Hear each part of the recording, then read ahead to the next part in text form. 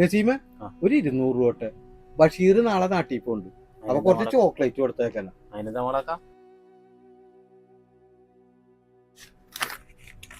ഓക്കെടാ. ബഷീർക്കാ നാട്ടിൽ പോകാനുള്ള പെട്ടിയൊക്കെ കെട്ടി ഞങ്ങള് ഒക്കെ റെഡിയാണ്. ഇനി നേരെ പറഞ്ഞാ മതി. മാളൊക്കെ വരുന്നത്. ബഷീറ സാധനം മേടിച്ചിട്ടുണ്ട് കേട്ടോ. സാധനം? എന്ത് സാധനം? ബഷീറ നീയല്ലേ പറഞ്ഞേ പിള്ളേർക്ക് മിഠായി ഉണ്ടോവാ സാധനങ്ങൾ മേടിച്ചോളാൻ. ഇപ്പൊ എന്താ നീ ഇങ്ങനെ പറയണേ? ഞാൻ പറഞ്ഞിരുന്നു അങ്ങനെ. എന്തായാലും എന്റെ പെട്ടി ഫുള്ളായി. ഇനിയിപ്പോ ഞാൻ എങ്ങനെ കൊണ്ടുപോകും? എടാ ഞാൻ പിള്ളേരെ വിളിച്ച് പറഞ്ഞു പോടാ. ഇനിയിപ്പോ എന്താ ചെയ്യാ?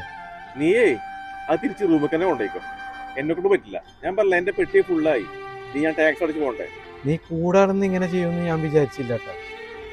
ഓക്കെടാ.